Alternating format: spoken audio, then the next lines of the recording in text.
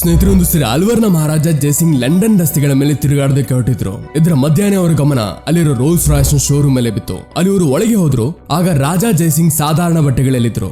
ಯಾವಾಗ ಅವರು ಶೋರೂಮ್ ಒಳಗೆ ಹೋಗಿ ಸೇಲ್ಸ್ ಮೆನ್ ಗೆ ಗಾಡಿಯ ಫೀಚರ್ಸ್ ಮತ್ತೆ ಪ್ರೈಸ್ ಬಗ್ಗೆ ಕೇಳ್ತಾರೋ, ಆಗ ಸೇಲ್ಸ್ ಮೆನ್ ಅವರನ್ನ ನೋಡಿ ತಮಾಷೆ ಮಾಡ್ತಾ ಹೇಳ್ತಾ, ಈ ಗಾಡಿ ನಿಮ್ಮಂತವ್ರಿಗಲ್ಲ, ಇದು ರೋಲ್ಸ್ ರಾಯ್ಸ್, ಇದರ ಬೆಲೆನ ನೀನು ಕೇಳ್ದೇ ಇರೋದೇ ಒಳ್ಳೇದು. ಇದೆಲ್ಲ ಕೇಳಿ ಮಹಾರಾಜ ಜಯಸಿಂಗ್ ಗೆ ತುಂಬಾ ಕೋಪ ಬರುತ್ತೆ. ಆ ಸಮಯ ಅಂತೂ ಅವ್ರು ಏನು ಹೇಳ್ದೆ ಹೊರಟೋಗ್ತಾರೆ. ಆದ್ರೆ ಬೇರೆ ದಿನ ತಮ್ಮ ಅವಮಾನದ ಉತ್ತರ ಕೊಡೋದಕ್ಕೆ ಮಹಾರಾಜ ಜಯಸಿಂಗ್ ತಮ್ಮ ನಿಜವಾದ ರೂಪದಲ್ಲಿ ರಾಜರ ಬಟ್ಟೆಯಲ್ಲಿ ಅದ್ದೂರಿಯಾಗಿ ಶೋರೂಮ್ ಒಳಗೆ ಹೋದ್ರು. ಆಗ ಎಲ್ಲರಿಗೂ ಗೊತ್ತಿತ್ತು ರಾಜ ಬರ್ತಿರೋದು. ಅದಕ್ಕಾಗಿ ಅವರು ತಯಾರಿ ಕೂಡ ಮಾಡ್ಕೊಂಡಿದ್ರು. ಮತ್ತೆ ಅವರು ರೋಲ್ಸ್ ರಾಯ್ಸ್ ನ ನ್ಯೂಲಿ ಲಾಂಚ್ 6 ಗಾಡಿಗಳನ್ನ ಕ್ಯಾಶ್ ಅಲ್ಲಿ ಖರೀದಿ ಮಾಡಿದ್ರು. ಮತ್ತೆ ಗಾಡಿಗಳನ್ನ ಭಾರತಕ್ಕೆ ತರಿಸಿದ ತಕ್ಷಣ ಜಯಸಿಂಗ್ ಅವರು ಆ ಗಾಡಿಗಳನ್ನ ನಗರಸಭೆಗೆ ಒಪ್ಪಿಸ್ತಾರೆ. ಮತ್ತೆ ಇಡೀ ಅಲ್ವರ್ ನಲ್ಲಿ 6 ಹೊಸ ಗಾಡಿಗಳನ್ನ ಕಸ ಎತ್ತೋದಕ್ಕೆ ಮತ್ತೆ ರಸ್ತೆ ಗುಡಿಸೋದಕ್ಕೆ ಬಳಸ್ತಾರೆ. ಈ ವಿಷಯ ಗಾಳಿ ತರ ಇಡೀ ವಿಶ್ವದಲ್ಲಿ ಹರಡಿತು. ಮತ್ತೆ ಇಡೀ ವಿಶ್ವದಲ್ಲಿ ರೋಲ್ಸ್ ರಾಯ್ಸ್ ಗೆ ತುಂಬಾ ಅವಮಾನ ಆಯ್ತು. ಮತ್ತೆ ಸ್ನೇಹಿತರೆ, ಈ ರೀತಿ ರಾಜ ರೋಲ್ಸ್ ರಾಯ್ಸ್ ಗೆ ಅದರ ಜಾಗನ ತೋರಿಸಿ ತಮ್ಮ ಅವಮಾನದ ಉತ್ತರ ಕೊಟ್ರು. ಇವರಂತೂ ರಾಜ ಮಹಾರಾಜರು, ಇವರು ಈ ರೀತಿ ಉತ್ತರ ಕೊಡ್ಬೋದು. ನಾವಂತೂ ಸಾಧಾರಣ ಮನುಷ್ಯರು, ನಾವು ಹೇಗೆ ಉತ್ತರ ಕೊಡೋದು? ಸ್ನೇಹಿತರೆ, ನಿಮ್ಮ ಅಕ್ಕಪಕ್ಕನೂ ಇಂಥ ಜನಗಳು ಇದ್ದೇ ಇರ್ತಾರೆ. ಅವರು ಯಾವಾಗ್ಲೂ ನಿಮ್ಮನ್ನ ದುಃಖದಲ್ಲಿ, ನೋವಲ್ಲಿ, ತೊಂದರೆಯಲ್ಲಿ ನೋಡೋದಕ್ಕೆ ಇಷ್ಟಪಡ್ತಾರೆ. ಮತ್ತೆ ಇದಕ್ಕೆ ಅವ್ರ ಹತ್ರ ಯಾವುದೇ ದಾರಿ ಇರಲ್ಲ. ಅದಕ್ಕೆ ಅವರು ಇಂಡೈರೆಕ್ಟ್ಲಿ ಪ್ರಯತ್ನ ಪಡ್ತಿರ್ತಾರೆ. ಮತ್ತೆ ಈ ರೀತಿ ಮಾಡೋದಕ್ಕೆ ಅವ್ರ ಹತ್ರ ಕೇವಲ ಒಂದೇ ದಾರಿ ಇರುತ್ತೆ. ಮತ್ತೆ ಅದೇನೆಂದ್ರೆ ನಿಮ್ಮನ್ನ ಇನ್ಸಲ್ಟ್ ಮಾಡಿ ನಿಮ್ಮನ್ನ ಡಿಮೋಟಿವೇಟ್ ಮಾಡೋದು. ನೋಡಿ ಸ್ನೇಹಿತರೆ, ಈ ರೀತಿ ಜನರನ್ನ ತಡೆಯೋದು ಮತ್ತೆ ಅವರಿಗೆ ಉತ್ತರ ಕೊಡೋದು ತುಂಬಾ ಮುಖ್ಯ ಐತೆ. ಯಾಕಂದ್ರೆ ನಿಮ್ಮ ಸೆಲ್ಫ್ ಕಾನ್ಫಿಡೆನ್ಸ್ ಮತ್ತೆ ಸೆಲ್ಫ್ ರೆಸ್ಪೆಕ್ಟ್ ಕಡಿಮೆ ಆಗದೆ ಇರೋದಕ್ಕೆ. ಅದಕ್ಕೆ ಸ್ನೇಹಿತರೆ, ನಾನು ಈ ವಿಡಿಯೋನಲ್ಲಿ ನಿಮಗೆ ತಿಳಿಸ್ಕೊಡ್ತೀನಿ 5 ಈ ರೀತಿ ಪಾಯಿಂಟ್ಸ್ ಗಳನ್ನ. ಅದರಿಂದ ನೀವು ಈ ರೀತಿ ಜನರ ಉದ್ದೇಶ ಪೂರ್ತಿ ಆಗೋದನ್ನ ತಡಿಬಹುದು. ಮತ್ತೆ ಇನ್ಸಲ್ಟ್, ಅವಮಾನ ಮಾಡೋರನ್ನ ಹೇಗೆ ಸರಿಯಾಗಿ ಉತ್ತರ ಕೊಡೋದು ಅಂತ ತಿಳಿಯೋಣ. ಆದ್ರೆ ಮೊದಲು ನಾನು ನಿಮಗೆ ಇದನ್ನ ಹೇಳ್ತೀನಿ, ಯಾಕೆ ಜನರು ನಿಮ್ಮನ್ನ ಇನ್ಸಲ್ಟ್ ಮಾಡ್ತಾರೆ, ಯಾವ ಕಾರಣ ಇರುತ್ತೆ. ಯಾಕಂದ್ರೆ ಯಾವಾಗ ಅದರ ಕಾರಣ ಗೊತ್ತಿರುತ್ತೋ ಆಗ ನೀವು ಇನ್ನೂ ಚೆನ್ನಾಗಿ ಅದಕ್ಕೆ ರಿಪ್ಲೈ ಮಾಡಬಹುದು, ಬೇರೆ ಬೇರೆ ರೀತಿಲಿ ಸಿಚುವೇಶನ್ ತಕ್ಕಂತೆ. ಅದಕ್ಕೆ ಮೊದಲು ಅರ್ಥ ಮಾಡ್ಕೊಳ್ಳೋಣ ಜನರು ಇನ್ಸಲ್ಟ್ ಯಾಕೆ ಮಾಡ್ತಾರೆ. ಎಲ್ಲಕ್ಕಿಂತ ಮೊದಲನೇ ರೀಸನ್ ಇದೆ ಇನ್ಸೆಕ್ಯೂರ್. ಅವರು ಏನ್ ಮಾಡ್ಬೇಕು ಅನ್ಕೊಂಡಿರ್ತಾರೋ ಅದನ್ನ ನೀವು ಮಾಡಿರ್ತೀರ. ಉದಾಹರಣೆಗೆ ಮಾರ್ಕ್ಸ್ ಆಗಿರ್ಬೋದು, ಒಳ್ಳೆ ಕೆಲಸ, ಗಾಡಿ, ಬಂಗ್ಲೆ. ನೋಡಿ, ನೀವು ಇದನ್ನ ಸಾಕಷ್ಟು ಸರಿ ನೋಡಿರ್ಬೋದು. ಟಾಪರ್ಸ್ ಏನಿರ್ತಾರೋ ಸ್ಕೂಲಲ್ಲಿ ಅವರು ಸದಾ ಒಳ್ಳೆ ಮಾರ್ಕ್ಸ್ ತರ್ತಾರೆ. ಬಟ್ ಆದ್ರೂ ಅವರು ತುಂಬಾ ಇನ್ಸೆಕ್ಯೂರ್ ಫೀಲ್ ಮಾಡ್ತಾರೆ ಯಾವಾಗ ಅವರಿಗಿಂತ ಬೇರೆಯವರು ಜಾಸ್ತಿ ಮಾರ್ಕ್ಸ್ ತಗೋತಾರೋ. ಯಾವಾಗ ಅವರೇ ಕಡಿಮೆ ಸ್ಕೋರ್ ಮಾಡ್ತಾರೋ ಆಗ ಇವರೇ ತುಂಬಾ ಡಿಪ್ರೆಸ್ ಆಗ್ತಾರೆ, ಚಿಂತೆ ಪಡ್ತಾರೆ. ಮತ್ತೆ ಆಗ ಟಾಪರ್ಸ್ ನ ಕಾಲೆಳಿತಾರೆ. ಸ್ಪೆಷಲಿ ಯಾರ ಮಾರ್ಕ್ಸ್ ಚೆನ್ನಾಗಿ ಬರಲ್ವೋ ಅವರು ಕೂಡ ಟಾಪರ್ಸ್ ನ ತಮಾಷೆ ಮಾಡೋದಕ್ಕೆ ಶುರು ಮಾಡ್ತಾರೆ. ಯಾಕೆ ಕಾಲೆಳಿತಾರೆ ಅದಕ್ಕೂ ತುಂಬಾ ರೀಸನ್ಸ್ ಇರ್ಬೋದು. ಆದ್ರೆ ಅದರಲ್ಲೂ ಇದು ಒಂದು ರೀಸನ್ ಇರುತ್ತೆ, ಅವರು ತುಂಬಾ ಇನ್ಸೆಕ್ಯೂರ್ ಫೀಲ್ ಮಾಡ್ತಾರೆ ಆ ವ್ಯಕ್ತಿಯಿಂದ. ಅರೆ, ಅವನದಷ್ಟು ಮಾರ್ಕ್ಸ್ ಹೆಂಗ್ ಬಂತು, ನಂದ್ಯಾಕೆ ಬರಲಿಲ್ಲ. ಆದ್ರೆ ಅವರು ಡೈರೆಕ್ಟ್ಲಿ ಈ ರೀತಿ ಮಾಡೋದಕ್ಕಾಗಲ್ಲ. ಅದಕ್ಕೆ ಅವರು ಇಂಡೈರೆಕ್ಟ್ಲಿ ಅವರು ತಮಾಷೆ ಮಾಡ್ತಾ ಕಾಲೆಳಿತಾರೆ. ಇದೇ ರೀತಿ ಸಾಕಷ್ಟು ಸೇರಿ ಜನ ಇನ್ಸೆಕ್ಯೂರ್ ಫೀಲ್ ಮಾಡ್ತಾರಲ್ಲ ಮುಂದೆ ಇರೋ ಅಚೀವ್ಮೆಂಟ್ ಇಂದ, ಕೆಲವು ವಸ್ತುಗಳಿಂದ ತಮ್ಮ ಕಂಪ್ಯಾರಿಸನ್ ಅಲ್ಲಿ, ಆಗ ಅವರು ಕಾಲೆಳಿತಾರೆ. ಎರಡನೇ ರೀಸನ್ ಇದೆ ಜೆಲಸಿ. ನೀವು ಇದನ್ನ ತುಂಬಾ ಸರಿ ನೋಡಿರ್ಬೋದು. ಕೆಲವು ಜನ ರಾತ್ರೋರಾತ್ರಿ ದಿಢೀರ್ ಅಂತ ವೈರಲ್ ಆಗೋಗ್ತಾರೆ. ಮತ್ತೆ ಸ್ವಲ್ಪ ಸಮಯದ ನಂತರ ಅದೇ ಜನಗಳ ಮೇಲೆ ಹೇಟ್ ಕಮೆಂಟ್ಸ್ ಬರೋದು ಶುರು ಆಗುತ್ತೆ. ಜನ ಅವರನ್ನ ಗೇಲಿ ಮಾಡೋದು ಶುರು ಮಾಡ್ತಾರೆ. ಮೊದಲು ಅವರೇ ಇರ್ತಾರ ವಿಡಿಯೋಸ್ಗಳನ್ನು ನೋಡೋರು, ಅದನ್ನ ಶೇರ್ ಮಾಡೋರು. ಮತ್ತೆ ಆಮೇಲೆ ಅವರು ತುಂಬಾ ಫೇಮಸ್ ಆದಾಗ ಅದೇ ಜನರು ಅವರನ್ನ ತಮಾಷೆ ಮಾಡ್ತಾ ಕಾಲೆಳಿತಾರೆ. ಈ ರೀತಿ ಯಾಕೆ? ಹೌದು, ಕೆಲವು ಜನ ಅನ್ಡಿಸರ್ವಿಂಗ್ ಇರ್ತಾರೆ, ಆದ್ರೂ ಮೇಲ್ ಬಂದಿರ್ತಾರೆ. ಆದ್ರೆ ತುಂಬಾ ಜನಗಳ ಇದು ರೀಸನ್ ಇರುತ್ತೆ, ಯಾಕಂದ್ರೆ ಅವರು ಜೆಲಸ್ ಫೀಲ್ ಮಾಡ್ತಿರ್ತಾರೆ. ಅರೆ, ಇವನ ಹತ್ರ ಟ್ಯಾಲೆಂಟೂ ಇಲ್ಲ, ಪಾಪ್ಯುಲರು ಇರ್ಲಿಲ್ಲ, ಆದ್ರೂ ಹೇಗೆ ಫೇಮಸ್ ಆಗೋದಾ ಅಂತ. ಆ ಜೆಲಸಿ ಕಾರಣದಿಂದಾನೆ ಜನ ಅದನ್ನ ಓವರ್ಕಮ್ ಮಾಡೋದಕ್ಕೆ ಅವರಿಗೆ ಕಾಲೆಳಿತಾರೆ, ನೀನ್ ಹೀಗಿದ್ಯಾ ಹಾಗಿದ್ಯಾ ಅಂತ. ರೀಸನ್ ನಂಬರ್ 3 ಇದೆ ಲ್ಯಾಕ್ ಆಫ್ ಅಂಡರ್ಸ್ಟ್ಯಾಂಡಿಂಗ್. ಈಗ ನಿಮ್ಮಲ್ಲಿ ಕ್ರಿಕೆಟ್ ಅಂತೂ ಸಾಕಷ್ಟು ಜನ ನೋಡ್ತೀರಾ. ಅದರಲ್ಲಿ ಆಲ್ಮೋಸ್ಟ್ 2 ಗ್ರೂಪ್ ಇರುತ್ತೆ. ಒಂದು ಗ್ರೂಪ್ ವಿರಾಟ್ ಬೆಸ್ಟ್ ಪ್ಲೇಯರ್ ಅಂತ ಒಪ್ತಾರೆ, ಇನ್ನೊಂದು ಗ್ರೂಪ್ ಧೋನಿ ಬೆಸ್ಟ್ ಪ್ಲೇಯರ್ ಅಂತ ಒಪ್ತಾರೆ. ಈ 2 ಗ್ರೂಪ್ಗಳು ಒಬ್ಬರನ್ನೊಬ್ಬರು ಕಾಲೆಳಿತಾರೆ, ತಮಾಷೆ ಮಾಡ್ತಾರೆ. ಯಾಕಂದ್ರೆ ಎಲ್ಲೋ ಒಂದ್ ಕಡೆ ಇವರಿಬ್ರು ಅನ್ಕೋತಿರ್ತಾರೆ, ಅರೆ ಇವನ್ ಧೋನಿನ ಬೆಸ್ಟ್ ಪ್ಲೇಯರ್ ಅಂತ ಯಾಕೆ ಹೇಳ್ತಾನೆ, ಅರೆ ಇವನ್ ಯಾಕೆ ವಿರಾಟ್ ನ ಬೆಸ್ಟ್ ಪ್ಲೇಯರ್ ಅಂತ ಹೇಳ್ತಿದ್ದಾನೆ, ಬದಲಿಗೆ ನನ್ನ ಫೇವರೇಟ್ ಪ್ಲೇಯರ್ ನಂಬರ್ 1 ಇದ್ದಾನೆ. ಮತ್ತೆ ಇಲ್ಲಿ ಕೆಲವು ಸರಿ ಸರಿಯಾಗಿ ಅಂಡರ್ಸ್ಟ್ಯಾಂಡಿಂಗ್ ಇಲ್ಲದೆ ಇರೋ ಕಾರಣದಿಂದ ಒಬ್ಬರನ್ನೊಬ್ಬರು ಕಾಲೆಳಿತಾರೆ. Ronaldo versus Messi, Darshan versus Sudeep, ಅವರ ಮೇಲಿರೋ ಪ್ರೀತಿಗೆ ಒಬ್ಬರನ್ನೊಬ್ಬರು ಕಾಲೆಳ್ಕೊಂಡು ಅವಮಾನ ಮಾಡ್ಕೊಳ್ತಾರೆ. 4ನೇ ರೀಸನ್ ಇದೆ ಈಸಿ ಟಾರ್ಗೆಟ್. ನೀವು ಇದನ್ನ ಸಾಕಷ್ಟು ಸರಿ ಕಾಲೇಜಸ್ ಅಥವಾ ಮೂವೀಸ್ ಅಲ್ಲಿ ತುಂಬಾ ನೋಡಿರ್ತೀರಾ. ಕಾಲೇಜಲ್ಲಿ ಯಾವ ಸೀನಿಯರ್ಸ್ ಇರ್ತಾರೋ ಅವರು ತಮ್ಮ ಜೂನಿಯರ್ಸ್ ನ ರ್ಯಾಗಿಂಗ್ ಮಾಡೋದು. ಆದ್ರೆ ಯಾಕೆ? ಯಾಕಂದ್ರೆ ಜೂನಿಯರ್ಸ್ ಹತ್ರ ಕಡಿಮೆ ಪವರ್ ಇರುತ್ತೆ, ಅವರಿಗೆ ಈಸಿಯಾಗಿ ಟಾರ್ಗೆಟ್ ಮಾಡಬಹುದು. ಯಾರ ಹತ್ರ ಒಳ್ಳೆ ಪರ್ಸನಾಲಿಟಿ ಇರಲ್ವೋ ಅವರನ್ನ. ಅದಕ್ಕೆ ಅವರು ಈಸಿ ಟಾರ್ಗೆಟ್ ನ ನೋಡಿ ಅವರನ್ನ ತಮಾಷೆ ಮಾಡ್ತಾ ತಮ್ಮ ಈಗೋನ ಬೂಸ್ಟ್ ಮಾಡ್ತಾರೆ. ಅವರು ಬೇಸಿಕಲಿ ನಾನ್ ದೊಡ್ಡವನು ನೀನ್ ಚಿಕ್ಕವನು ಅಂತ ತೋರಿಸ್ತಿರ್ತಾರೆ. ಮತ್ತೆ ಆ ರೀತಿ ಆಗೋದಕ್ಕೆ ಕೆಲವು ಸರಿ ಅವರು ಮುಂದೆ ಇರೋವನ್ನ ಕಾಲೆಳಿತಾರೆ, ಸುಪೀರಿಯರ್ ಆಗಿ ಫೀಲ್ ಮಾಡೋದಕ್ಕೆ. ರ್ಯಾಗಿಂಗ್ ಎಲ್ಲ ಆಲ್ಮೋಸ್ಟ್ ಜನರು ತಮ್ಮ ಈಗೋ ಸ್ಯಾಟಿಸ್ಫೈ ಮಾಡೋದಕ್ಕೆ ಮಾಡ್ತಾರೆ. 5ನೇ ರೀಸನ್ ಇದೆ ಇನ್ಸಲ್ಟಿಂಗ್ ಇಸ್ ಕೂಲ್. ನೋಡಿ, ಸಾಕಷ್ಟು ಜನ ಈ ರೀತಿಯೂ ಇರ್ತಾರೆ. ಅವರು ಇನ್ಸಲ್ಟ್ ಅಥವಾ ರ್ಯಾಗಿಂಗ್ ಇದಕ್ಕೆ ಮಾಡ್ತಾರೆ ಯಾಕಂದ್ರೆ ಇದೆಲ್ಲ ಅವರಿಗೆ ಕೂಲ್ ಅನ್ಸುತ್ತೆ. ಆದ್ರೆ ಬದಲಿಗೆ ಅದು ಆ ರೀತಿ ಇರಲ್ಲ. ಅವ್ರಿಗೆ ಅನ್ಸುತ್ತೆ ನಾನು ತುಂಬಾ ಫನಿ, ಜನರಿಗೆ ನಗಿಸ್ತಾ ಇದ್ದೀನಿ ಅಂತ. ಆದ್ರೆ ಕೆಲವು ಸರಿ ಅವರು ರ್ಯಾಗಿಂಗ್ ದಾರಿಲಿ ಹೋಗ್ತಿರ್ತಾರೆ. ಮತ್ತೆ ಇತ್ತೀಚೆಗಷ್ಟೇ ಒಂದು ಟ್ರೆಂಡು ಇದೆ ಯೂಟ್ಯೂಬ್ ಅಲ್ಲಿ. ಅವರೆಲ್ಲ ಯಾಕೆ ವಿಡಿಯೋಸ್ ಬಿಡಕ್ ಆಗ್ತಿದೆ ಅಂದ್ರೆ ಅವರು ತಮ್ಮ ವಿಡಿಯೋಸ್ ಅಲ್ಲಿ ಯಾವ್ದಾದ್ರು ಇನ್ಸಲ್ಟ್ ಮಾಡಿರ್ತಾರೆ. ಇದೆಲ್ಲ ಒಂದು ಹಂತಕ್ಕೆ ಸರಿ, ಆದ್ರೆ ಇದನ್ನೇ ಹೆಚ್ಚು ಮಾಡ್ತಾ ಹೋಗೋದು, ಇದಕ್ಕೆ ಕೂಲ್ ಟೈಟಲ್ ಕೊಡೋದು ಸರಿಯಲ್ಲ. ಮತ್ತೆ ಕೆಲವು ಸರಿ ಜನ ಈ ರೀತಿ ಯಾಕೆ ಮಾಡ್ತಾರೆ ಅಂದ್ರೆ ಅದು ಜನರ ಅಟೆನ್ಷನ್ ಪಡ್ಕೊಳ್ಳುತ್ತೆ. ಮತ್ತೆ ಮ್ಯಾಕ್ಸಿಮಮ್ ಜನರು ಇದನ್ನ ಎಕ್ಸ್ಪೆಕ್ಟ್ ಕೂಡ ಮಾಡ್ತಿರ್ತಾರೆ. ಯಾವ್ದಾದ್ರು ದೊಡ್ಡ ಆಕ್ಟರ್ ನ, ಪೊಲಿಟಿಷಿಯನ್ ನ, ಕ್ರಿಕೆಟರ್ ನ ಕಾಲ್ ಇಳಿಲಿ ಅಂತ ಅನ್ಕೊಳ್ಳಿ. ಯಾರೋ ಒಬ್ಬ ದೊಡ್ಡ ವ್ಯಕ್ತಿ ಇದ್ದಾನೆ, ಅವನು ಈಗ ಏನಾಗಿರ್ತಾನೋ ಅದು ಜನಕ್ಕೆ ಇಷ್ಟ ಇರಲ್ಲ ಅಥವಾ ಅವನೇ ಇಷ್ಟ ಇರಲ್ಲ. ಮತ್ತೆ ಯಾವಾಗ ಒಬ್ಬ ವ್ಯಕ್ತಿ ಅಥವಾ ಕ್ರಿಯೇಟರ್ ಬಂದು ಅವನಿಗೆ ತಮಾಷೆ ಮಾಡ್ತಾನೋ ಆಗ ಜನ ಅವನನ್ನ ನೋಡ್ತಾರೆ ಮತ್ತೆ ಫುಲ್ ಸಪೋರ್ಟ್ ಕೂಡ ಮಾಡ್ತಾರೆ. ಇದೆಲ್ಲ ತಪ್ಪು ಅಂತಾನೂ ಇಲ್ಲ, ಆದ್ರೆ ಎಕ್ಸ್ಟ್ರೀಮ್ ಆಗಬಾರ್ದು ಯಾವ್ದಾದ್ರು ಪರ್ಟಿಕ್ಯುಲರ್ ವ್ಯಕ್ತಿ ಮೇಲೆ, ಯಾಕಂದ್ರೆ ಮುಂದೆ ಹೋಗಿ ಪ್ರಾಬ್ಲಮ್ ಆಗ್ಬೋದು. ಸ್ನೇಹಿತರೆ, ಇದಾಗಿತ್ತು ಕೆಲವು ರೀಸನ್ಸ್ ಜನ ಯಾಕೆ ಇನ್ಸಲ್ಟ್ ಮಾಡ್ತಾರೆ ಅಂತ. ಅದಕ್ಕೆ ಎಲ್ಲಕ್ಕಿಂತ ಮೊದಲು ಯಾರೇ ನಿಮ್ಗೆ ಇನ್ಸಲ್ಟ್ ಮಾಡಿದ್ರು ಆಗ ಇದರಲ್ಲಿ ನೋಡಿ ಇದರ ರೀಸನ್ ಏನು ಅಂತ. ಎಷ್ಟು ಚೆನ್ನಾಗಿ ನಿಮ್ಗೆ ಅದರ ರೀಸನ್ ಅರ್ಥ ಆಗುತ್ತೋ ನೀವು ಅಷ್ಟೇ ಚೆನ್ನಾಗಿ ಆ ಇನ್ಸಲ್ಟ್ಗೆ ಉತ್ತರ ಕೊಡ್ಬೋದು. ಆ ಬೇರೆ ಬೇರೆ ರೆಸ್ಪಾನ್ಸಸ್ ನಾನು ನಿಮಗೆ ಈಗ ತಿಳಿಸ್ಕೊಡ್ತೀನಿ. ನಿಮ್ಗೆ ಯಾವುದು ಸರಿಯಾಗಿರುತ್ತೋ ನೀವು ಅದನ್ನ ಯೂಸ್ ಮಾಡ್ಬೋದು. Number 1, don't express your anger. ಸ್ನೇಹಿತರೆ, ಮೊದಲನೇದಾಗಿ ನೀವು ಇದನ್ನ ಗಮನಿಸಬೇಕು, ನೀವು ರೆಸ್ಪಾನ್ಸ್ ಮಾಡೋದು ಅವಶ್ಯಕತೆ ಇದೆಯಾ ಅಂತ. ಫಾರ್ ಎಕ್ಸಾಂಪಲ್, ನನ್ನ ಫ್ರೆಂಡ್ ಒಂದ್ಸರಿ ಹೇಳ್ದ, ನಿಮ್ ಮನೆ ಹತ್ರ ಬರ್ಬೇಕಾದ್ರೆ ಒಬ್ಬ ಹುಡುಗ ಬಾಯಿಗೆ ಬಂದಾಗ ಜನಗಳಿಗೆ ಬೈತಿದ್ದ. ನಾನ್ ಬರ್ಬೇಕಾದ್ರೆ ನನ್ಗೂ ಬೈದ. ನಾನ್ ಕೇಳ್ದೆ, ನೀನೇನ್ ಮಾಡ್ದೆ ಯಾಕ? ಅವ್ನ್ ಹೇಳ್ದ, ಮಾತಿನ ಮೇಲೆ ಪ್ರಜ್ಞೆ ಇಲ್ದವ್ರನ್ನ ಹತ್ರ ಏನ್ ಮಾತು, ನನ್ ಪಾಡಿಗೆ ನಾನ್ ಬಂದೆ. ಇದೇ ರೀತಿ ನೀವು ಸಾಕಷ್ಟು ಸರಿ ನೋಡಿರ್ಬೋದು. ಮಕ್ಳು ಏನಾದ್ರು ಚೇಷ್ಟೆ ಮಾಡ್ತಾನೆ ಇರ್ತಾರೆ, ಏನಾದ್ರು ಹೇಳ್ತಾನೆ ಇರ್ತಾರೆ. ಆದ್ರೆ ತುಂಬಾ ಸರಿ ದೊಡ್ಡವರು ಅವ್ರ ಮಾತನ್ನ ಕೇಳ್ಕೊಂಡು ಅದನ್ನ ಇಗ್ನೋರ್ ಮಾಡ್ತಾರೆ, ಯಾಕಂದ್ರೆ ಅವ್ರಿಗೆ ಗೊತ್ತಿರುತ್ತೆ ಮಕ್ಕಳಲ್ಲಿ ತಿಳುವಳಿಕೆ ಇರಲ್ಲ ಅಂತ. ಈ 2 ಎಕ್ಸಾಂಪಲ್ ತಿಳಿಸುತ್ತೆ ನೀವು ಕೆಲವು ಸರಿ ರೆಸ್ಪಾನ್ಸ್ ಮಾಡೋದು ಅವಶ್ಯಕತೆ ಇರಲ್ಲ ಅಂತ. ಯಾಕಂದ್ರೆ ಕೆಲವು ಸರಿ ಆ ವ್ಯಕ್ತಿ ಯಾವ ರೀತಿ ಬಿಹೇವ್ ಮಾಡ್ತಾನೋ, ಯಾವ ರಿಯಾಕ್ಷನ್ ತೋರಿಸ್ತಾನೋ ಅದು ಅಷ್ಟು ನಿಜಾನೇ ಅಲ್ಲ. ಅವನಿಗೆ ಅಷ್ಟು ಐಡಿಯಾನೇ ಇಲ್ಲ, ಅವನಿಗೆ ಗೊತ್ತೇ ಇಲ್ಲ ಅವನು ಏನ್ ಮಾಡ್ತಾ ಇದ್ದಾನೆ ಅಂತ.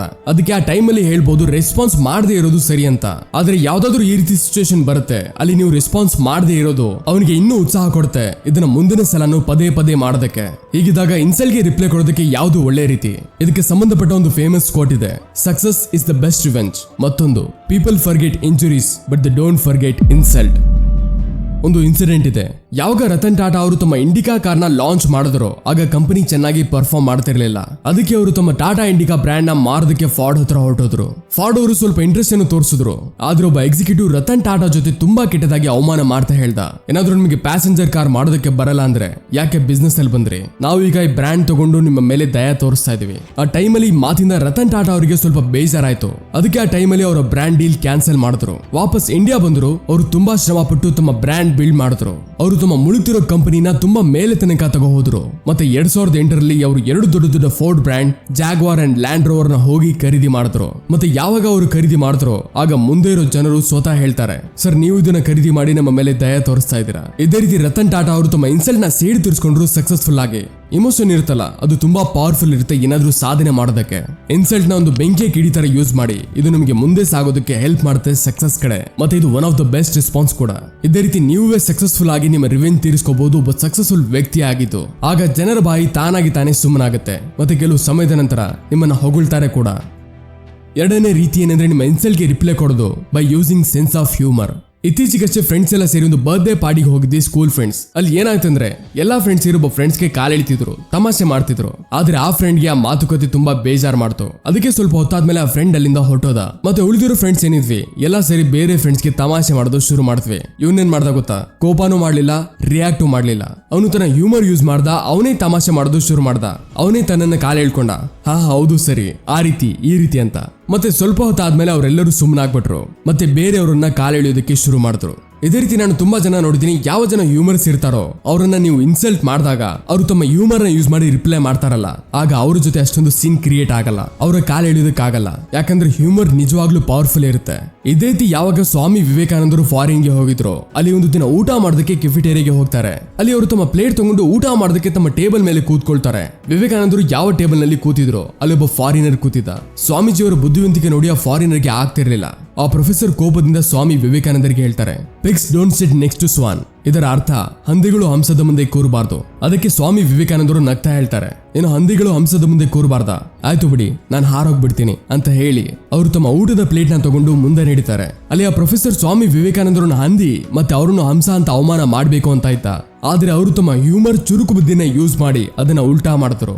ಇದಂತೂ ಒಂದು ಉದಾಹರಣೆ ಆಗಿತ್ತು. ಇದೇ ರೀತಿ ನೀವು ಹ್ಯೂಮರ್ ನ ಬಳಸಿ ಉತ್ತರ ಕೊಡಬಹುದು. ಲೆಸನ್ ನಂಬರ್ 3 ಇದೆ, ಇಗ್ನೋರ್ ದ ಹೇಟ್. ಒಂದ್ಸರಿ ಸಾಧು ಊರಿಗೆ ಹೋಗಿರ್ತಾರೆ ಪ್ರವಚನ ಕೊಡೋದಕ್ಕೆ. ಆಗ ಏನಾಗುತ್ತೆ ಅಂದ್ರೆ ಆ ಊರಿನ ಒಬ್ಬ ದುರಾಂಕಾರಿ ವ್ಯಕ್ತಿ ಆ ಸಾಧುವನ್ನ ದ್ವೇಷಿಸೋನು ಅವ್ರ ಹತ್ರ ಬಂದು ಬಾಯಿಗೆ ಬಂದಾಗೆ ಕೆಟ್ಟದಾಗಿ ಬೈತಿರ್ತಾನೆ. ನೀನ್ ಅಂತವನು ಇಂಥವನು ಡೋಂಗಿ ಅಂತೆಲ್ಲ ತುಂಬಾ ಕೆಟ್ಟದಾಗಿ ಮಾತಾಡ್ತಿರ್ತಾನೆ. ಆದ್ರೆ ಆ ಸಾಧು ಏನಿರ್ತಾರೋ ಅವರು ಆಗ ಏನೂ ಹೇಳದಿಲ್ಲ, ಸುಮ್ನೆ ಕೂತಿರ್ತಾರೆ. ಸ್ವಲ್ಪ ಹೊತ್ತಾದ್ಮೇಲೆ ಆ ವ್ಯಕ್ತಿ ಅಲ್ಲಿಂದ ಬೇಸತ್ತು ಹೊರಟೋಗ್ತಾನೆ. ಆಗ ಅಲ್ಲಿರೋ ಜನ ಆಶ್ಚರ್ಯದಿಂದ ಸಾಧುಗೆ ಕೇಳ್ತಾರೆ, ನೀವ್ಯಾಕೆ ಸುಮ್ನೆ ಇದ್ರಿ? ನಮ್ಗೆ ಹೇಳ್ತಿದ್ರೆ ಅವ್ನಿಗೊಂದು ಗತಿ ಕಾಣಿಸ್ತಿದ್ವಿ. ಅದಕ್ಕೆ ಸಾಧು ಅವರಿಗೆ ನಗ್ತಾ ಉತ್ತರ ಕೊಡ್ತಾರೆ, ನೋಡಿ ನಾನ್ ನಿಮ್ಗೆ ಯಾವ್ದಾದ್ರು ಗಿಫ್ಟ್ ತಗೊಬಂದ್ ಕೊಟ್ರೆ ಅದನ್ನ ಏನಾದ್ರೂ ನೀವು ತಗೊಳ್ಳಿಲ್ಲ ಅಂದ್ರೆ ಆಗ ಅದು ಯಾರ್ದಾಗತ್ತಪ್ಪ? ಅದಕ್ಕೆ ವ್ಯಕ್ತಿ ಹೇಳ್ತಾನೆ, ನಾನು ಅದನ್ನ ತಗೊಳ್ಳಿಲ್ಲ ಅಂದ್ರೆ ಅದು ನಿಮ್ದೇ ಆಗತ್ತೆ. ಆಗ ಸಾಧು ಹೇಳ್ತಾರೆ, ಇದೇ ರೀತಿ ಯಾವಾಗ ವ್ಯಕ್ತಿ ನನ್ನ ಬಗ್ಗೆ ಕೆಟ್ಟದಾಗಿ ಮಾತಾಡ್ತಿದ್ನೋ ಅವನ ನೆಗೆಟಿವಿಟಿ ಹಾಕ್ತಿದ್ನೋ ಆಗ ನಾನು ಅವನ ಗಿಫ್ಟ್ ಏನಿತ್ತೋ ಅದನ್ನ ತಗೊಳ್ಳಿಲ್ಲ, ನಾನು ಅದನ್ನ ಅವನಿಗೆ ರಿಟರ್ನ್ ಕೊಟ್ಟೆ ಇಗ್ನೋರ್ ಮಾಡಿ. ಅದಕ್ಕೆ ಆ ಗಿಫ್ಟ್ ಏನಿತ್ತೋ ಅವನ ನೆಗೆಟಿವಿಟಿ ಎಲ್ಲ ಅವನ ಜೊತೆಲೆ ಉಳಿತು. ಯಾಕಂದ್ರೆ ಈ ಸ್ಟೋರಿ ನಮಗೆ ಇದನ್ನ ಕಲಿಸುತ್ತೆ, ಇಗ್ನೋರ್ ಮಾಡೋದು ಕೆಲವು ಸರಿ ತುಂಬಾ ಒಳ್ಳೇದು, ಮತ್ತೆ ಅದು ನಿಮಗೆ ಮಾಡೋಕು ಬರಬೇಕು. ನಿಮ್ಗೂ ಗೊತ್ತು ಈಗಿನ ಸೋಷಿಯಲ್ ಮೀಡಿಯಾ ಕಾಲದಲ್ಲಿ ಹೇಟ್ ಅನ್ನೋದು ಇಷ್ಟು ಈಸಿಯಾಗಿ ಸಿಗುತ್ತೆ. ಯಾವಾಗ ನೀವೊಂದು ಒಳ್ಳೆ ಕೆಲಸ ಮಾಡಕ್ ಹೋಗ್ತಿರೋ ಆಗ ಹೇಟ್ ಅಂತೂ ಸಿಕ್ಕೇ ಸಿಗುತ್ತೆ. ಕೆಲವು ರ್ಯಾಂಡಮ್ ಜನಗಳು ಇದ್ದೇ ಇರ್ತಾರೆ, ಏನಾದ್ರು ಹೇಳೋಂತವ್ರು, ನೆಗೆಟಿವ್ ಸ್ಪ್ರೆಡ್ ಮಾಡೋಂತವ್ರು. ಹೀಗಿದ್ದಾಗ ಇಂಪಾರ್ಟೆಂಟ್ ಆಗೈತೆ ನೀವು ಅವ್ರ ಹತ್ರ ವಾದ ಮಾಡದೇ ಇರೋದು, ಅದನ್ನ ಇಗ್ನೋರ್ ಮಾಡೋದು. ಒಂದ್ ಮಾತೇ ಇಲ್ವಾ, ನಾಯಿಗಳು ಬೊಗಳ್ತಿದ್ರೆ ಆನೆ ಅದ್ರ ಪಾಡಗೋದು ಹೋಗ್ತಾ ಇರುತ್ತೆ. ಮತ್ತೇನಾದ್ರೂ ಹೇಟ್ ಜೆಲಸಿನ ಯೂಸ್ ಮಾಡ್ಬೇಕು ಅಂತ ಇದ್ರೆ ಆ ಇಮೋಷನ್ ಆಕ್ಷನ್ ತಗೊಳ್ಳೋದಕ್ಕೆ ಯೂಸ್ ಮಾಡಿ. 4ನೇದು, take it as a feedback. ಸ್ನೇಹಿತರೆ, ಕೆಲವು ಜನ ಈ ರೀತಿನೂ ಇರ್ತಾರೆ ನಮ್ಮ ಲೈಫ್ ಅಲ್ಲಿ. ಅವರು ನಿಮಗೆ ಯಾವತ್ತಾದ್ರೂ ಈ ರೀತಿ ಹೇಳಿರ್ತಾರೆ, ಏನೋ ಇಷ್ಟೊಂದು ದಪ್ಪ ಆಗ್ಬಿಟ್ಟಿದ್ಯಾ, ಇಷ್ಟೊಂದು ಸಣ್ಣ ಆಗ್ಬಿಟ್ಟಿದ್ಯಾ ಅಂತ ಆಡ್ಕೊಳ್ಳೋದಕ್ಕೆ ಹೇಳಿರ್ಬೋದು. ಅದರಿಂದ ನಿಮಗೆ ಕೋಪನೂ ಬಂದಿರಬಹುದು. ಯಾವಾಗ ಮುಂದೆಯವರು ನಿಮ್ಗೆ ಈ ರೀತಿ ಹೇಳ್ತಾನೋ ಆಗ ಕೋಪ ಅಂತೂ ಬಂದೇ ಬರುತ್ತೆ. ಆದ್ರೆ ಒಂದು ಈ ರೀತಿ ಸ್ಟೋರಿ ಹೇಳ್ತೀನಿ, ಅದರಿಂದ ನೀವು ತುಂಬಾ ಇನ್ಸ್ಪೈರ್ ಆಗ್ತೀರಾ. ಒಬ್ಬ ಹುಡುಗ ಇರ್ತಾನೆ, ಅವನು ಬಾಲ್ಯದಿಂದನೇ ಮಾತಾಡ್ಬೇಕಾದ್ರೆ ತುದಲಿಸ್ತಿದ್ದ. ಅದಕ್ಕೆ ಅವನಿಗೆ ಸ್ಕೂಲ್ಗೆ ಹೋಗೋದಕ್ಕೂ ಹೆದರಿಕೆ ಆಗ್ತಿತ್ತು. ಯಾಕಂದ್ರೆ ಅವನ ಎಲ್ಲಾ ಸ್ಕೂಲ್ ಫ್ರೆಂಡ್ಸ್ ಅವನಿಗೆ ಚಿಡಾಯಿಸ್ತಾ ಇದ್ರು. ಒಂದಿನ ಅವನು ತನ್ನ ಫ್ರೆಂಡ್ ಹೇಳ್ತಾನೆ, ಅವನು ದೊಡ್ಡವನಾಗಿ ಆಕ್ಟರ್ ಆಗ್ಬೇಕು ಅಂತ ಇದ್ದಾನೆ. ಅದಕ್ಕೆ ಅವನ ಫ್ರೆಂಡ್ ರಿಪ್ಲೈ ಮಾಡ್ತಾನೆ, ನೀನೊಂದು ಲೈನ್ ಅಂತೂ ನೆಟ್ಟಿಗೆ ಹೇಳೋದಕ್ಕಾಗಲ್ಲ, ಈ ಮಾತು ಅವನ ಮನಸ್ಸಲ್ಲಿ ಉಳಿದು ಬಿಡುತ್ತೆ. ಆಗ ಅವನು ಸ್ಪೀಚ್ ಥೆರಪಿ ಮಾಡೋದಕ್ಕೆ ಯೋಚಿಸ್ತಾನೆ. ಮತ್ತೆ ಸ್ವಲ್ಪ ಇಂಪ್ರೂವ್ಮೆಂಟ್ ಕಾಣುತ್ತೆ. ಇವನು ಆಕ್ಟರ್ ಆಗೋ ಮಾತು ತನ್ನ ಡೈರೆಕ್ಟರ್ ತಂದೆಗೂ ಗೊತ್ತಿತ್ತು, ಆದ್ರೆ ಅವರು ಈ ಪಕ್ಷದಲ್ಲಿ ಇರಲಿಲ್ಲ. ಆದ್ರೆ ಯಾವಾಗ ಅವ್ರ ತಂದೆ ಕಹೋನಾ ಪ್ಯಾರ್ ಹೇ ಮೂವಿ ಸ್ಕ್ರಿಪ್ಟ್ ನ ಶಾರುಖ್ ಖಾನ್ ಹತ್ರ ತಗೋ ಹೋದಾಗ ಆಗ ಅವರು ಅದನ್ನ ನಿರಾಕರಿಸ್ತಾರೆ. ಮತ್ತೆ ಅವರ ತಂದೆ ತನ್ನ ಮಗನನ್ನ ಲಾಂಚ್ ಮಾಡೋದಕ್ಕೆ ಯೋಚಿಸ್ತಾರೆ. ಮತ್ತೆ 2000ರಲ್ಲಿ ಯಾವಾಗ ಕಹೋನಾ ಪ್ಯಾರ್ ಹೇ ರಿಲೀಸ್ ಆಯ್ತು ಆಗ ಆ ಹುಡುಗ ರಾತ್ರೋರಾತ್ರಿ ಸ್ಟಾರ್ ಆಗೋದ. ಹೌದು ಸ್ನೇಹಿತರೆ, ನಾನು ಮಾತಾಡ್ತಾ ಇರೋದು Greek god, Asia's handsome monk Hrithik Roshan ಬಗ್ಗೆ. ಸ್ನೇಹಿತರೆ, ಇದರಿಂದ ನೀವು ಒಂದೊಂದು ಕಲಿಬಹುದು. ಕ್ರಿಟಿಸಿಸಮ್ ನ ಒಂದು ಫೀಡ್ಬ್ಯಾಕ್ ತಗೊಂಡು ನಿಮ್ಮನ್ನ ನೀವು ಇಂಪ್ರೂವ್ ಮಾಡಬಹುದು. ಅದಕ್ಕೆ ಮುಂದಿನ ಸಲ ಕೋಪ ಮಾಡ್ಕೊಳ್ಳೋದನ್ನ ಬಿಟ್ಟು ಒಂದ್ಸರಿ ಯೋಚನೆ ಮಾಡಿ, ನಿಮ್ಮಲ್ಲಿ ವೀಕ್ನೆಸ್ ಇದೆಯಾ, ಇದ್ದಲ್ಲಿ ಅದನ್ನ ಇಂಪ್ರೂವ್ ಮಾಡ್ಕೊಳ್ಳಿ. ಯಾರು ಗೊತ್ತು, ಅದು ನಿಮ್ಮ ಲೈಫ್ ಕೂಡ ಚೇಂಜ್ ಮಾಡಬಹುದು. ಎಲ್ಲಕ್ಕಿಂತ ಮೊದಲು ಈ 3ರ ಮೇಲೆ ಕೆಲಸ ಮಾಡಿ. ಈಗಿನ ಜಗತ್ತಲ್ಲಿ ನಿಮ್ಗಿಂತ ಮೊದಲು ನಿಮ್ಮ ಬಟ್ಟೆಯನ್ನ ನೋಡಿ ಜಡ್ಜ್ ಮಾಡ್ತಾರೆ. ಅದಕ್ಕೆ ಆದಷ್ಟು ನೀವು ನೀಟ್ ಅಂಡ್ ಕ್ಲೀನ್ ಆಗಿ ಡ್ರೆಸ್ ಮಾಡಿ. ಇದು ನನ್ನ ಪರ್ಸನಲ್ ಎಕ್ಸ್ಪೀರಿಯನ್ಸ್ ಸಹ. ಯಾವಾಗ ನಾನು ಟೀ ಶರ್ಟ್ ಶಾರ್ಟ್ಸ್ ಅಲ್ಲಿ ಹೊರಗೆ ಹೋಗ್ತೀನೋ ಆಗ ಅದರ ಪಬ್ಲಿಕ್ ಇಂಟರಾಕ್ಷನ್ ಅಷ್ಟು ಚೆನ್ನಾಗಿರಲ್ಲ. ಆದ್ರೆ ಯಾವಾಗ ನಾನು ಫಾರ್ಮಲ್ಸ್ ಅಥವಾ ನಾರ್ಮಲಿ ನೀಟ್ ಅಂಡ್ ಕ್ಲೀನ್ ಆಗಿ ಡ್ರೆಸ್ ಮಾಡ್ಕೊಂಡು ಹೋದಾಗ ಆಗ ಪಬ್ಲಿಕ್ ಇಂಟರಾಕ್ಷನ್ ಅಂಡ್ ರೆಸ್ಪಾನ್ಸ್ ತುಂಬಾ ಚೆನ್ನಾಗಿರುತ್ತೆ. ಆಗ ನನ್ನ ಜೊತೆ ಆಲ್ಮೋಸ್ಟ್ 95% ಜನ ಕನ್ವರ್ಸೇಷನ್ ಮಾಡೋರು ಎಲ್ಲ ವಿತ್ ರೆಸ್ಪೆಕ್ಟ್, ಸರ್ ಬನ್ನಿ ಹೋಗಿ ಅಂತಾನೆ ಮಾತಾಡ್ತಾರೆ. ಆಗ ನಿಮ್ಗೆ ಎಳ್ನೀರು ಅಂಗಡಿಯಿಂದ ಹಿಡಿದು ಶೋರೂಮ್ ಅವ್ರ ತನಕ ರೆಸ್ಪೆಕ್ಟ್ ಕೊಡ್ತಾರೆ.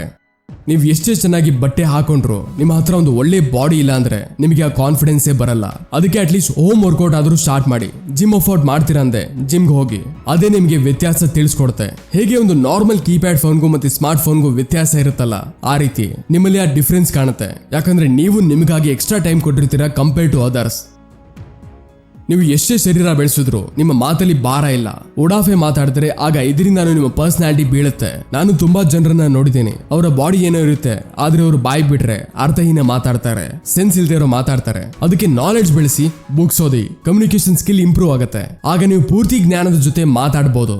ಗಾದೆನೇ ಇಲ್ವಾ, ಮಾತು ಬಲ್ಲವನಿಗೆ ಜಗಳವಿಲ್ಲ, ಊಟ ಬಲ್ಲವನಿಗೆ ರೋಗವಿಲ್ಲ ಅಂತ. ಹೀಗಿದ್ದಾಗ ಅವಮಾನ ಎಲ್ಲಿಂದ ಆಗತ್ತೆ? ಅದಕ್ಕೆ ಡ್ರೆಸ್ಸಿಂಗ್ ಸೆನ್ಸ್, ಬಾಡಿ, ಕಮ್ಯುನಿಕೇಶನ್ ಮೇಲೆ ಇವತ್ತಿಂದಾನೇ ಕೆಲಸ ಮಾಡೋದು ಶುರು ಮಾಡಿ. ಯಾಕಂದ್ರೆ ಇವೆಲ್ಲ ತಕ್ಷಣ ಅಂತೂ ಬೆಳೆಯೋ ಗುಣಗಳಲ್ಲ, ಟೈಮ್ ಹಿಡಿಯುತ್ತೆ. ಈ 3ರ ಮೇಲೆ ಡೀಟೇಲ್ ವಿಡಿಯೋ ಮಾಡ್ಬೇಕಂದ್ರೆ ಕಮೆಂಟ್ ಮಾಡಿ. ಮತ್ತೆ ಸ್ನೇಹಿತರೆ, ಈಗಿನ ಸಮಯದಲ್ಲಿ 3 ಯಾರ ಹತ್ರ ಇರುತ್ತೋ ಅವರು ಇನ್ಫ್ಲುಯೆನ್ಸರ್, ಆಕ್ಟರ್, ಲೀಡರ್ ಆಗಿರೋದನ್ನ ನೀವು ನೋಡಬಹುದು. ಅದಕ್ಕೆ ಸ್ನೇಹಿತರೆ, ಯಾವಾಗ ನಿಮ್ಗೆ ಈ ರೀತಿ ಅನ್ಸುತ್ತೋ ಬೇರೊಬ್ಬ ವ್ಯಕ್ತಿ ನಿಮ್ಗೆ ಇನ್ಸಲ್ಟ್ ಅಥವಾ ಕ್ರಿಟಿಸೈಸ್ ಮಾಡ್ತಿದ್ದಾನೆ ಅಂತ, ಆಗ ನೀವು ಇದೇ ಮಾತುಗಳನ್ನ ಗಮನದಲ್ಲಿಟ್ಟು ಅವರ ಜೊತೆ ಬಿಹೇವ್ ಮಾಡಿ ಅಥವಾ ಅವರಿಗೆ ಉತ್ತರ ಕೊಡಿ. ಇದನ್ನೆಲ್ಲ ನೀವು ಯೂಸ್ ಮಾಡಬಹುದು ಲೈಫ್ ಅಲ್ಲಿ ಮುಂದೆ ಸಾಗೋದಕ್ಕೆ. ಇಮೋಷನ್ ಇರುತ್ತಲ್ಲ, ಅದು ತುಂಬಾ ಪವರ್ಫುಲ್ ಇರುತ್ತೆ ಏನಾದ್ರೂ ಸಾಧನೆ ಮಾಡೋದಕ್ಕೆ. ಇನ್ಸಲ್ಟ್ ನ ಒಂದು ಬೆಂಕಿ ಕಿಡಿ ತರ ಯೂಸ್ ಮಾಡಿ, ಇದು ನಿಮಗೆ ಮುಂದೆ ಸಾಗೋದಕ್ಕೆ ಹೆಲ್ಪ್ ಮಾಡುತ್ತೆ ಸಕ್ಸಸ್ ಕಡೆ. ಮತ್ತೆ ಇದು one of the best response ಕೂಡ. ಸ್ನೇಹಿತರೆ, ಇವತ್ತಿನ ವಿಡಿಯೋದಲ್ಲಿ ಇಷ್ಟೇನೆ. ಏನಾದ್ರೂ ಈ ವಿಡಿಯೋ ನಿಮಗೆ ಸ್ವಲ್ಪನೂ ಇಷ್ಟ ಆಗಿದ್ರೆ ಆಗ ವಿಡಿಯೋನ ಲೈಕ್ ಮಾಡಿ, ಮತ್ತೆ ಇನ್ನೂ ಚಾನಲ್ಗೆ ಸಬ್ಸ್ಕ್ರೈಬ್ ಮಾಡಿಲ್ಲ ಅಂದ್ರೆ ಸಬ್ಸ್ಕ್ರೈಬ್ ಮಾಡ್ಕೊಳ್ಳಿ, ಮತ್ತೆ ಕಮೆಂಟ್ಸ್ ಅಲ್ಲಿ ನಿಮ್ಮ ಅನಿಸಿಕೆ ತಿಳಿಸಿ. ಕಾಯ್ತಿರ್ತೀನಿ. ಸಿಗೋಣ ಮುಂದಿನ ವಿಡಿಯೋದಲ್ಲಿ. Keep learning and keep growing.